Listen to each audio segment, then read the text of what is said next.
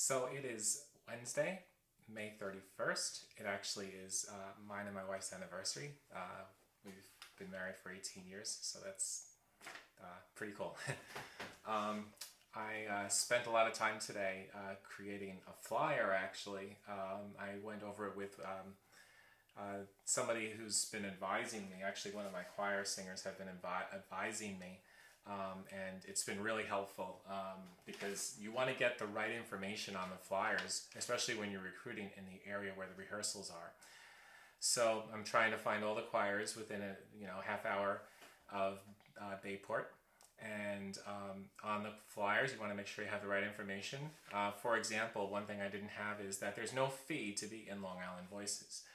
And that's important for the singers to know, because usually there's a fee to sing in these types of things.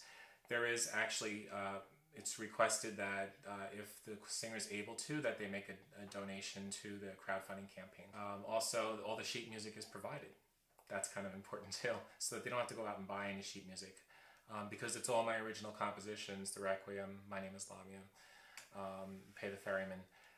There's nothing that they have to actually purchase on their own. So all the music is provided.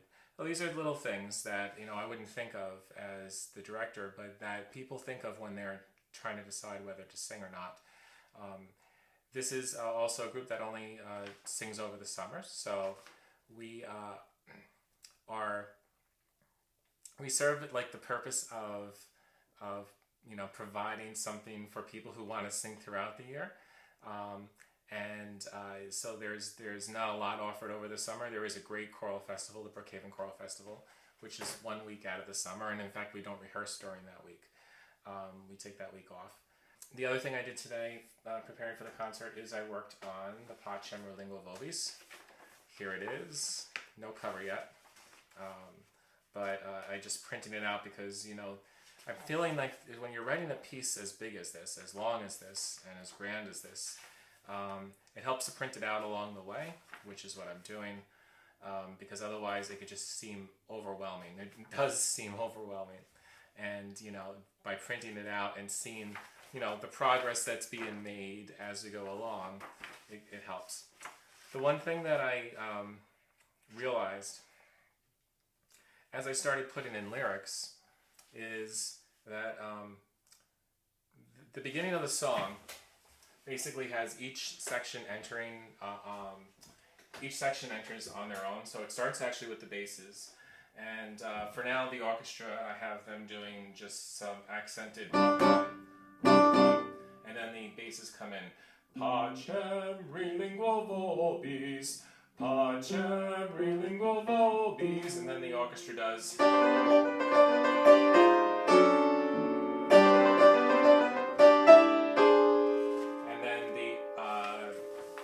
Tenors come in and they do the same thing. And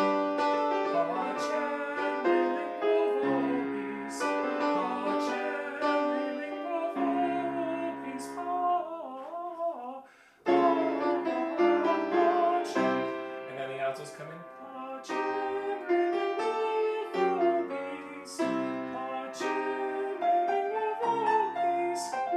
So each section comes in, and then the sopranos will come in after that. And what I realized is that after the basses sing, they're done singing for like 2 or 3 pages. Same thing with the tenors. After they do their entrance, then they drop out. They sing a little bit with the altos, and then they drop out. And especially if you're the basses, you're hanging out, for 3 pages without singing. And I thought that's no good. So now what I realize is I have to continue the part. So when the basses come in, then the trumpets, the trumpets and the trombones and the French horns and everything, all brass. But when the tenors come in, I think I'm going to write another, some more of the bass part, so that the basses have something else to do besides just sitting there. The only thing is, of course, is that the chords are pretty funky, and I want to make sure that the bass is singable. So we have.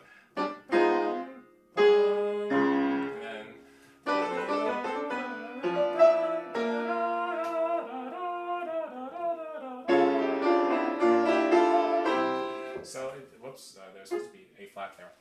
Anyway, you know, there are a few movements in this that are complex, but overall, you know, my goal is to make this very singable, because we only have 10 rehearsals, and also I want everybody to enjoy this. I don't want it to be a struggle for people to sing this Requiem, because after I'm finished, you know, with this performance, I sure would like to see this published. That would be really exciting.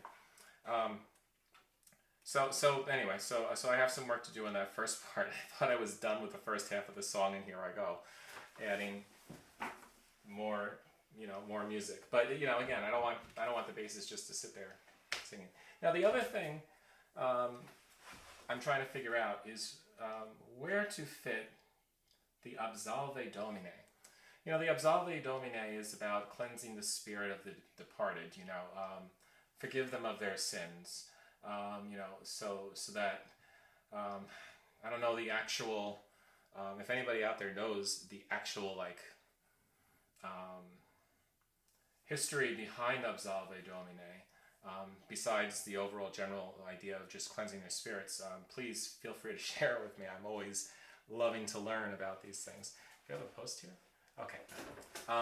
So anyway, but the Absolve Domine, I think I'm trying to figure out where to place it, because this Requiem has existed without the Absolve Domine. And then I was commissioned to write the Absolve Domine by Alejandro and Pablo in memory of their friend Sam Hoblet. So I wrote it. It's for tenor and piano, but it's going to be orchestrated, and I really would like to put it in to the Requiem. So I think what I'm going to do is, and remember the Requiem was written in, you know, first in honor of the survivors of those who lost their lives at 9/11. So the first movement is in Paradisum. You know, the angels singing. So it's sopranos and altos, and it's very melodious. I don't have the music in front of me right now, but what I'll do is I'll add a link to this recording. So if anybody's listening to this and would like to hear it, I can play it for you. I'll put the link in the comments section for the In Paradisum, and then we go straight to the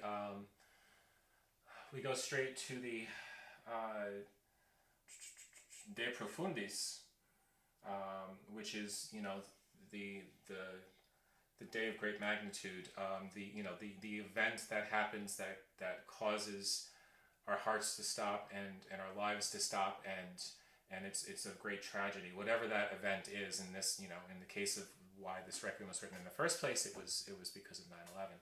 So we go from In Paradisum, which is the angels singing in heaven, to De Profundis, which is, you know, the actual event, and then we go to Lux Aeterna, which is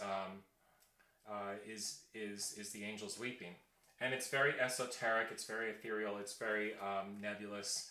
It's long pitches sung in dissonance, and it's the angels weeping. And then I think this is where the Absolve Domine would go, and I think it's going to be for it's going to be for tenor. So one of our tenor soloists will sing the Absolve Domine. We're going to have, I think, three tenor solo spots available altogether. But this is one of them, and I think it'll happen right after the Lux Aeterna. So it's going to be for tenor, but I'm also going to have the choir join in, like after the B section, after the middle section.